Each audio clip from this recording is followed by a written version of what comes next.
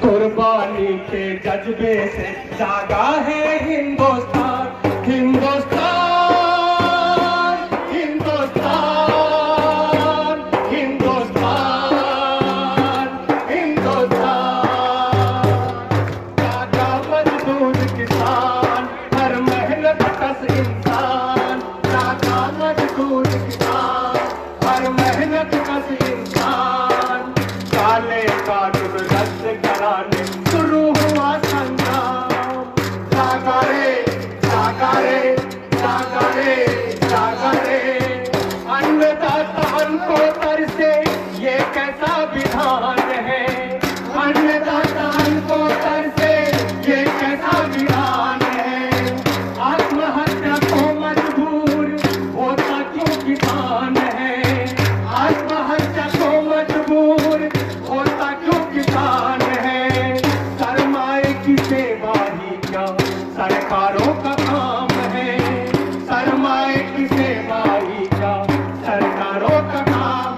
बदलेंगे अब ये निजाम, बदलेंगे अब ये निजाम, बदलेंगे अब ये निजाम, बदलेंगे अब ये निजाम। नी मेहनत कसने ठान, नी मेहनत कसने ठान। दूर हटो काले अंग्रेजों, जनता करे ऐलान, करे ऐलान, करे ऐलान, करे ऐलान, करे ऐलान। जागा मजदूर किसान, हर मेहनत कश इंसान, जागा मजदूर किसान, हर मेहनत कश इंसान। काले कानून रद्द कराने शुरू हुआ संग्राम। जागा रे, जागा रे, जागा रे, जागा रे, जागा रे, जागा रे, जागा रे, जागा रे।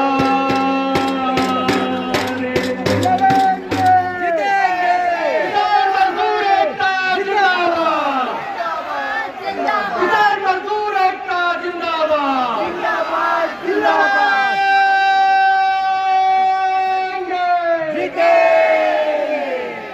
अंबानी अदानी की दलाली बंद करो। अभी जो सब बाहर है आप अंदर आ जाइए, आखिरी भाषण होने वाला है। और मीटिंग के बाद सब लोगों ने खाना खाकर जाना है। हमारे किसान भाइयों ने खाना जो हमारे लिए बनाया है तो वो अभी भी है, खाना चालू है। मीटिंग के बाद खाना खाकर जाइए, सब लोग अंदर आ जाइए।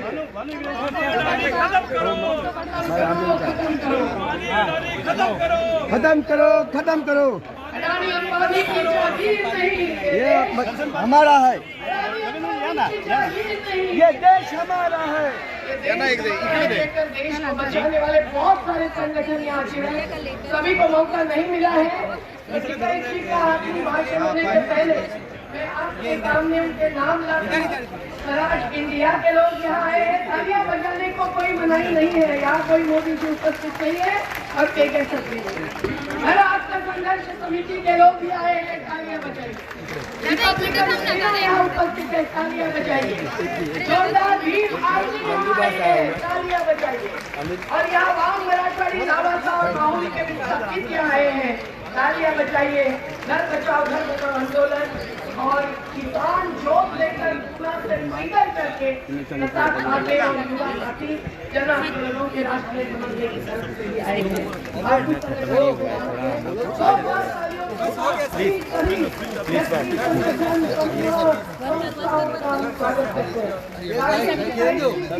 पहचान की जरूरत नहीं है। और मुझे याद आती है वो बात जब महेंद्र सिंह टिकायत जी की रैलियां होती थी। मैं कई सारी रैलियों में हाजिर स्वामी जी और उसके बाद बूढ़े लोगों को चलकर जंतर मंतर में लाया था। हमारे जन संगठनों को भी मंच कर दिया था, जिसमें किसान और मजदूर दोनों की बात होती थी। ये मैं आपको नजर में लाना चाहती हूँ। और संयुक्त किसान मोर्चा को अब राकेश टिकायत जी ने अन्य सभी लोगों के साथ जो नेतृत्व दिया है, उनके आंसू 28 जनवरी को ही नहीं बहाए केवल तो 26 जनवरी को जब नवनीत मौत हुई, वो हत्या थी, आत्महत्या नहीं थी। और नवनीत जी के पिताजी कल गाजीपुर बॉर्डर में हमारे साथ परसों 26 तारीख को हाजिर थे। तो राकेश टिकाइट जी ने भारतीय किसान यूनियन को वहाँ सिसोली में जो पंचायत एक दिन उसकी गवाह रही थी। ये महेंद्र सिंह टिकाइट जी जिनको महात्मा कहते हैं उत्तर प्रदेश के किसान, तो उनकी ही बदौलत हुई थी। और आज जो महापंचायत एक वैकल्पिक राजनीति का मंच और मोर्चा बन गया है, वो नरेश टिकाइट जी के साथ साथ राकेश टिकाइट जी ने अभी राज्य पर पहुंचा दिया है, जिसका हम जोरदार स्वागत करें।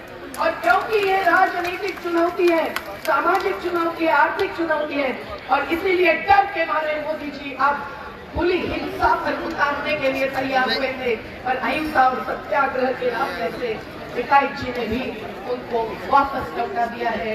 न केवल कानूनों को वापस किया है, पर योगी जी को भी वापस करने की पूरी तैयारी हो चुकी है। ये आपके नजर में आना जरूरी है। और इसलिए एमएसपी के बाद लेकर और हर किसान की फसल बीमा के लूट और सब मुद्दे भूमि अधिग्रहण को लेकर राकेश टिकाइट जी, भारतीय किसान यूनियन तैयार है, खड़ी है। राकेश टिकाइट जी आगे बढ़ो, राकेश टिकाइट जी आगे बढ़ो। संयुक्त किसान मोर्चा जिंदाबाद। राकेश टिकैत जिंदाबाद, राकेश टिकैत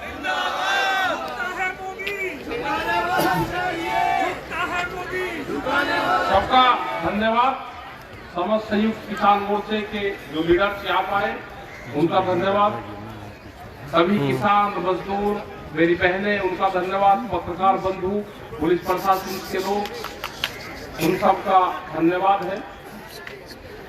यहाँ पे ये आजाद मैदान, जिसका नाम आजाद, यहाँ पे 2 बार बड़ी पंचायतें की, युद्धवीर सिंह जी ने बताया। यहाँ पे ऑन रिकॉर्ड गिरफ्तारियां दी हमने, जो लिखित में दी। और पुलिस प्रशासन के पास में जब व्यवस्था नहीं थी, तो इसी आजाद मैदान को जेल बनाया गया, पूरे को जेल बनाया। जेल से सुविधाएं ये होती है कि फिर जब जेल बन गई तो सरकारी मेहमान बन गए। तो जब सरकारी मेहमान बन गए तो उनके खाने पीने का इंतजाम भी यहाँ के पुलिस फोर्स ने किया। पूरी रात लगी रही, पूरी गाड़ियां बॉम्बे की चारों तरफ लगी रही। लेकिन जब ये बीच में जो कंस्ट्रक्शन है ये नहीं था, ये पूरा मैदान था बड़ा, यहाँ पे लाखों लोग थे। एक समझौता हो गया कि 71,000 लोग ऑन रिकॉर्ड गिरफ्तारी देंगे। प्रशासन न माना कि 71,000 लोग हैं, 6 लाखों चलो जितने भी बंधन। ये तो आजाद मैदान, ये ऐतिहासिक जगह किसान आंदोलनों की रही है।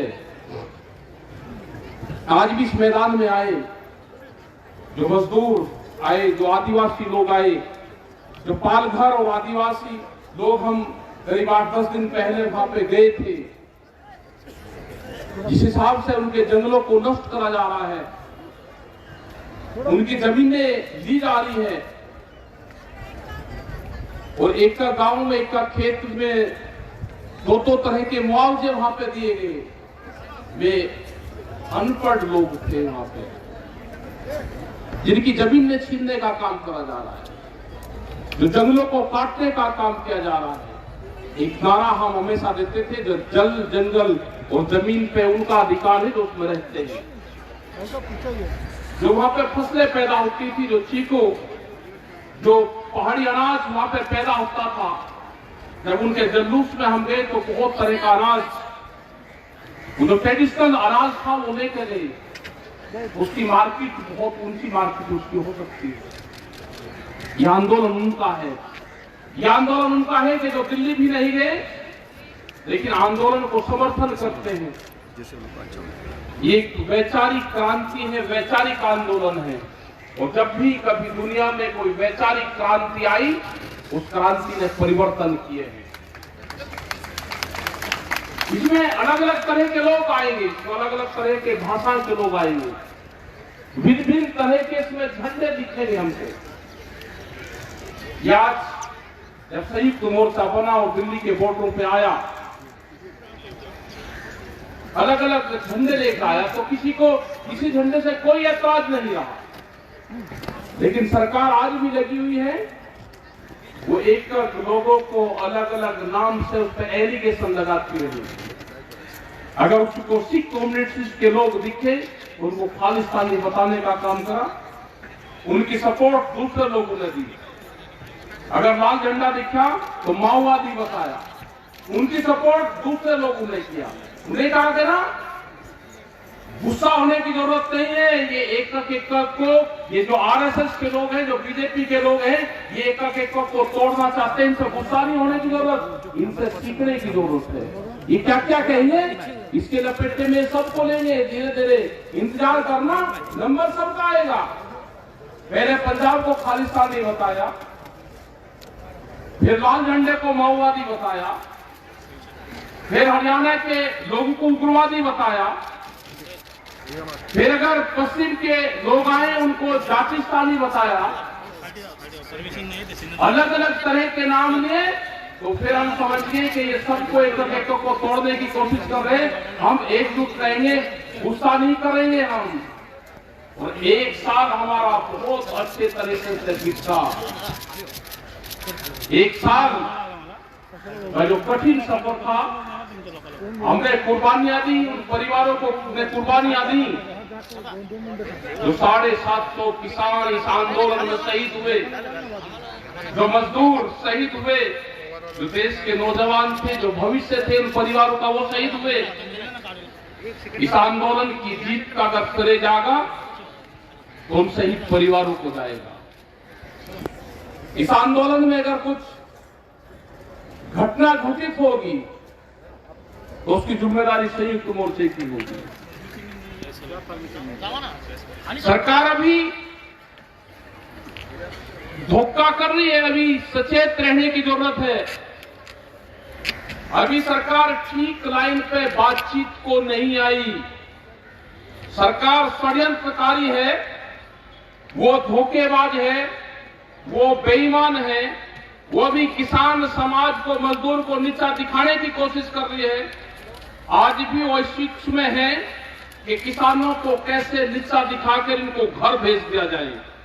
अभी उनका प्लेटफॉर्म साफ नहीं है, उनके मन साफ नहीं है, अभी वो बातचीत करने को कोई तैयार नहीं है। अभी हमारे मुद्दे हैं, ये कहते हैं कि अभी 10 दिन का एक एलिगेशन सम्मेलन चलेगा, एलिगेशन सम्मेलन, उसमें सचेत रहना हमको, सबको घबराना नहीं।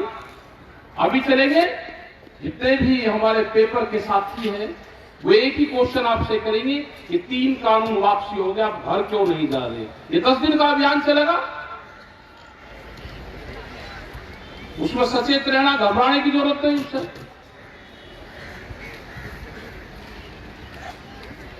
ये 3 काले कानून कोरोना के टाइम पर आए। कोरोना एक देश में बीमारी थी, कोरोना देश की जनता के लिए बीमारी थी, 3 कानून भी देश की जनता के लिए बीमारी थी। दोनों का उद्गम स्थान एक ही टाइम पे हुआ।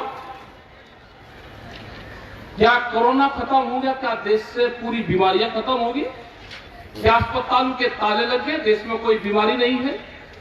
इसी तरह से 3 काले कानून वापसी होना किसानों की बीमारी खत्म होना नहीं है। किसानों की और भी बहुत बीमारियां हैं। सबसे बड़ा इशू एमएसपी, और एमएसपी के सबसे बड़े वकील रहे हैं देश के प्रधानमंत्री नरेंद्र मोदी। ये 2011 में जब मुख्यमंत्री गुजरात के थे, एक फाइनेंशियल एक कमेटी बनी थी, कई मुख्यमंत्री उसमें थे और भी एक्सपर्ट लोग थे। उस टाइम की सरकार ने इनको जिम्मेदारी दी थी कि एमएसपी पे क्या करना चाहिए, वो ड्राफ्ट तैयार करो। इन्होंने पीएचडी उस पर की, अपना ड्राफ्ट तैयार किया और उस टाइम की भारत सरकार को ड्राफ्ट सौंपा। उसमें था कि एमएसपी को गारंटी कानून बनाया जाए। जिन विद्यार्थियों ने एमएसपी पे पीएचडी की हो, वो उस पे वकालत करी हो, अपना वकालतनामा लगाया हो, उनका प्रमोशन यहाँ आज वे जज बन गए, देश के प्रधानमंत्री बन गए, उनकी कोर्ट में फैसला चला गया। अब दूसरी कमेटी की जरूरत कहां है? उन्होंने तो सिर्फ पीएचडी की है। देश की जनता को धोखे में रखा जा रहा। कहते हैं कि एमएसपी से बड़ा नुकसान होगा। आप कहो ना एक्सपर्ट क्यों कुआरियों को धोखा होगा? आप कहो कि एमएसपी किसानों के लिए नुकसान का सौदा है। अगर हम एमएसपी देंगे, उस पर गारंटी देंगे, तो उससे किसानों को नुकसान होगा। आप कहो, हम कह रहे हैं कि हमको फायदा होगा, आप दो एमएसपी। लेकिन एमएसपी इसलिए नहीं देना चाहते कि बड़े व्यापारी जो उद्योगपति इनके हैं, उनके गोदाम बनवा दिए, सस्ता अनाज खरीद के उन गोदामों में भरा जाएगा, देश के किसानों की अनाज की लूट होगी, इसलिए एमएसपी देना नहीं चाहते। आपने बड़ी बड़ी कंपनियां यहां पर देखी होगी, कुछ लोग होंगे ये जिन्होंने केएफसी, मैकडोनल्ड्स, ये बड़ी कंपनियां जो फूड चेन है, जो भोजन का व्यापार करती है, बॉम्बे में होंगे, हमारे पत्रकार साथी होंगे या और भी बहुत लोग होंगे जो पढ़े लिखे हमारे बच्चे हैं, वे जरूर इसमें होंगे। उनसे आप एक चीज पूछना कि बचा हुआ भोजन हमको किसी गरीब बस्ती में देना है, आपको भोजन हमको दे दो जिससे हमको आपका भोजन बचता है। आपको बचा हुआ भोजन ये कंपनियां कभी नहीं देगी। उन्हें कहा कि ना हम बिलिंग से ये भोजन बिलिंग से अलग भोजन दे ही नहीं सकते। उनका है कि बचा हुआ भोजन कैमरों के सामने डस्टबिन में जाता है। अपने नौकर को भी नहीं देते जो पूरा दिन वहां पे काम करता है। अगर गुलाब जामुन उसका खाने का मन करा और बची हुई गुलाब जामुन है, वो खा नहीं सकता। वो शाम को जब क्लोजिंग, उसके दरबार का क्लोजिंग होगा, वो डस्टबिन में गिन के उसको डिस्ट्रॉय करा जाता है। उन्होंने कहा कि ये फ्री की वस्तु नहीं है, और हमने कहा कि रोटी बाजार की वस्तु नहीं है, रोटी जरूरत की चीज है, इसको बाजारीकरण नहीं होने देना चाहिए। अगर गुरुद्वारे रोटियों को बेचने का काम करते तो इनसे तो बड़ा दुनिया में कोई व्यापारी हो ही नहीं सकता। मतलब गुरुद्वारे रोटियों को खिलाने का काम करते हैं, ये बड़ी कंपनियां रोटियों को बेचने का काम करती है। यही अंतर इस आंदोलन में है। सरकारें रोटियों पे व्यापार करना चाहती है, रोटियों को तिजोरी में बंद करना चाहती है। शीशे की तिजोरी में एक रोटी दिखेगी तो भूख कितनी लगी, भूख के आधार पर रोटियों की कीमतें तय होंगी। इस तरह की बड़ी बड़ी कंपनियां देश में आ रही है। इनसे अगर बचना है तो आंदोलन की शुरुआत हुई है, 1 साल का आंदोलन है, बड़ी बीमारी खत्म हुई है। जो देश के मुद्दे थे, उन मुद्दों की आंदोलन की शुरुआत आजाद मैदान से हुई है। यह आंदोलन खत्म नहीं हुआ। मोदी सरकार कहते हैं कि क्षमा मांग ली, मोदी ने ना, अगर वो देश का प्रधानमंत्री है तो क्षमा नहीं मांग ली उसको। देश का प्रधानमंत्री किसानों से नहीं क्षमा मांग रहा, देश का प्रधानमंत्री क्षमा याचना कर रहा, जिसके गोदाम पहले बनवाए और देश में कानून पार्लियामेंट में बाद में आया। इसका मतलब पार्लियामेंट में भी लीकेज हुआ है।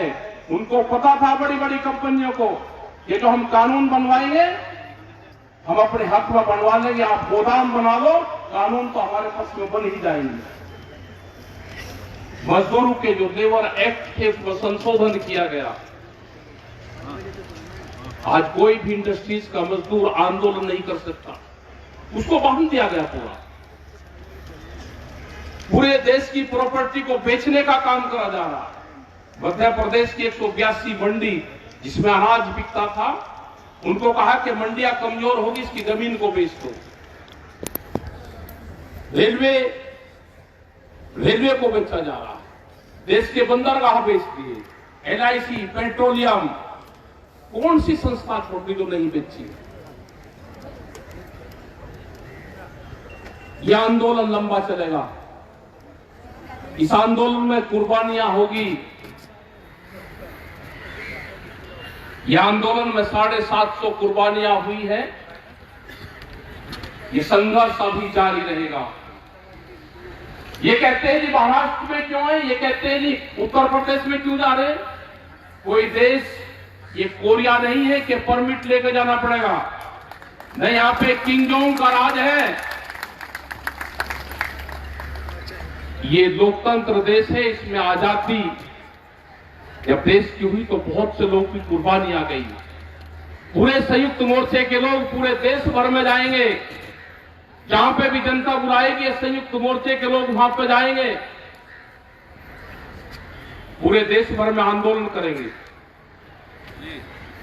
आपको रुकना होगा।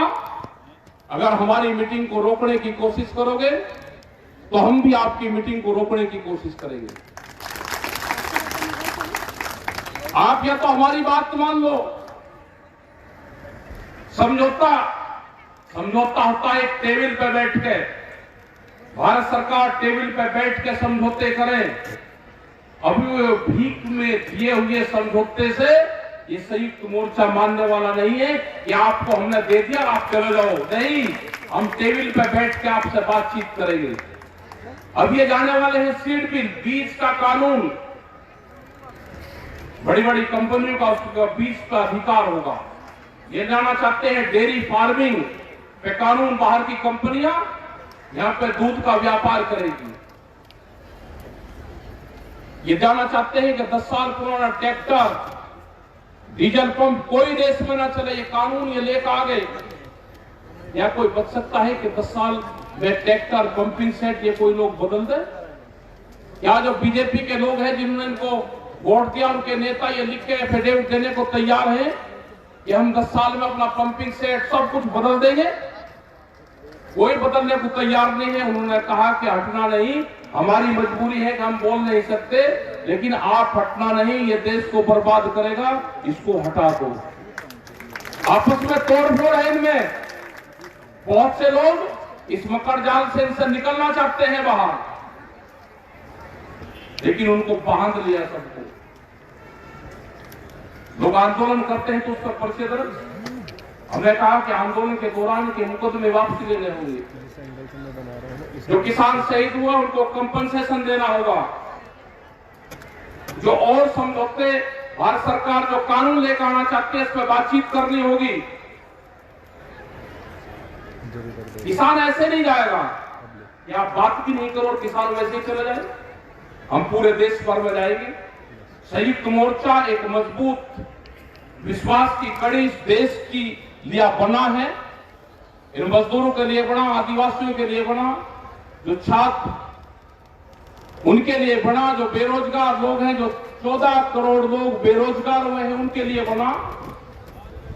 इस पे देश की जनता को विश्वास है और पूरा संयुक्त मोर्चा देश को विश्वास दिलाता है कि जहां जहां पे भी आंदोलन होंगे और कोई भी संगठन इनको बुलाएगा तो हम उस पे जाएंगे। महाराष्ट्र में भी यहां पे आंदोलन चल रहे हैं। जो यहाँ के ड्राइवर और वे लोग हैं उनकी 3 बार की दौड़ भारत सरकार इससे महाराष्ट्र सरकार से हुई। इनका भी समझौता करे महाराष्ट्र सरकार। ये प्राइवेटाइजेशन की तरफ जा रहा है देश, उससे महाराष्ट्र सरकार को बचना चाहिए। जो संशोधन किए हैं भूमि अधिग्रहण में, उनको वापसी लेने का काम महाराष्ट्र सरकार भी करे, एक पहल करे। महाराष्ट्र सरकार उन शहीदों के लिए भी दे जैसे तेलंगाना ने दिया, जैसे छत्तीसगढ़ के सरकारों ने दिया, ऐसे ही महाराष्ट्र सरकार भी जो शहीद किसान हुए हैं उनके लिए अपने यहां से कुछ न कुछ उन परिवारों को दे, क्योंकि वे पूरे देश के लिए शहीद हुए हैं। वे कोई एक स्टेट के लिए नहीं थे। वे भारत सरकार के खिलाफ आंदोलन में शहीद हुए, तो पूरे देश की सरकारों की जिम्मेदारी बनती है कि उनके परिवारों को पालन पोषण भरण करने के लिए कुछ न कुछ आर्थिक मदद उनको दे। ये संयुक्त मोर्चा जो हमारे लखीमपुर खीरी में शहीद लोग हुए, उनके 80 कलश यहाँ पे हैं। आज इनको समुद्र में जाएंगे, विसर्जन करेंगे। सभी लोग जो भी प्रोग्राम यहाँ के होंगे जो भी यहाँ की कमेटी है उसने जिस तरह से भी तय किया है उनके साथ में हम जाएंगे। और भी बहुत से इशू हैं, आप इकट्ठे रहो, इसी तरह से मीटिंगें करते रहो, तो ये आंदोलन पूरे देश भर में चलता रहेगा। ये नहीं कि सब लोग दिल्ली जाएंगे तो आंदोलन होगा, आप अपने शहर में रहोगे तो भी आंदोलन जारी रहेगा। ये वैचारिक क्रांति है, ये वैचारिक क्रांति है, ये देश में जारी रहेगी। बड़ा सहयोग सब लोगों का रहा, गुरुद्वारों का बड़ा सहयोग रहा है इस आंदोलन में। जय श्री अकाल। बड़ा सहयोग रहा है। जो गुरुद्वारों को चलाने वाले, जो लंगर चलाने वाले हमारे बापे हैं, वे कभी स्टेज पार के बोलते नहीं, लेकिन बड़े सेवा भाव से जहां पे भी मीटिंगें होती हैं तो उनको कह देते हैं तो वही लंगर उनका फूक जाता है। पूरा दिल्ली में जो आंदोलन चल रहा, बड़ा योगदान उनका है, तो हम उनका भी धन्यवाद देना चाहेंगे। हम धन्यवाद समस्त लोगों का धन्यवाद जो यहाँ पे आए, जो पत्रकार बंधु है। हमको पता है कि आपकी बहुत सी मजबूरी प्रेस वालों की है, कैमरा और कलम पे बंदूक का पहरा है, बहुत अच्छे, उसके बाद में भी आप दिखाते हो तो आपका धन्यवाद है। बहुत अच्छे। आजादी चाहिए आपको भी, देश में प्रेस को भी आजादी चाहिए, और देश में सबको ये आजादी की लड़ाई है। दूसरी जो इंटरनल आजादी है, ये उसकी लड़ाई है। इस लड़ाई में सभी लोग भागीदारी रहे, सभी की जिम्मेदारी है। यहाँ पे पुलिस फोर्स के लोग भी होंगे, इनकी भी सैलरी 20-20, 25 और 30 हजार रुपए में नौकरी करवाते हो 24-24 घंटे। इनको भी टीचर के बराबर आप सैलरी 60 और 70 हजार रुपए क्यों नहीं देते? इनका भी आप मकान देखोगे तो 500 स्क्वायर फीट में इनका मकान है। किसी भी पुलिस वाले से आपकी यारी दोस्ती हो, आपके सरकारी क्वार्टर में आपको ले जाएगा नहीं, क्योंकि उसका एक कमरे का क्वार्टर, उसके माँ बाप भी उसमें नहीं रह सकते। आप इनसे ड्यूटी 24-24 घंटे लोगे, आप इनकी पेंशन बंद करोगे, ये आंदोलन नहीं कर सकते, तो इनकी आवाज ये किसान मोर्चा उठाएगा। इनकी पेंशन बहाली करो। 2004 के बाद में पेंशन बंद कर दी कर्मचारियों की, क्यों? ये कहां जाएंगे? सैलरी कम, पेंशन बंद, ड्यूटी ज्यादा, बोलना बंद, ऐसे कैसा होगा? ये सब किसान परिवारों से है। 2 रुपया इनके पास में ज्यादा जाएगा तो घर में ही लगेगा, किसी गांव में लगेगा, कोई पुताई करवाएगा, कोई मकान बनवाएगा, तो इनकी भी आवाज उठेगी। प्रेस के लोग भी बहुत, कहीं ना कहीं झगड़ा होता है तो उसमें सबसे पहली रिपोर्टिंग करते हैं, वहां फायरिंग में उसमें मारे जाते हैं, तो इनके लिए आवाज कौन उठाएगा? बहुत जगह हमने आवाज उठाई कि 1 करोड़ रुपया प्रेस के लोग अगर कहीं मारे जाते हैं, किसी दुर्घटना में ये शहीद होते हैं, तो 1 करोड़ रुपया इनके परिवारों को मिलना चाहिए। सबसे नंबर 1 पे फ्रंट लाइन पर रहते हैं। पुलिस के जवान से भी एक तरफ पुलिस की फायरिंग रहेगी, एक तरफ किसी आतंकवादी की रहेगी, बीच में प्रेस का रिपोर्टर रहेगा, उसको खबर चाहिए। लेकिन अगर कुछ हो जाता है तो उसके परिवार को कोई पूछने वाला नहीं है। ये उस स्टेट की जिम्मेदारी है जहां पे घटना होती है। आप सब लोग यहाँ पे आए, आपका धन्यवाद सभी लोगों का, और आप इस आंदोलन में शरीक हो। ये मुद्दा अभी दिल्ली का आंदोलन चल रहा है, अफवाहें उड़ेगी कि किसान घर क्यों नहीं जा रहे। ये 10 दिन हमको झेलना है सबको, उसके लिए सब लोग तैयार हैं। जय हिंद, जय भारत और जय बॉम्बे।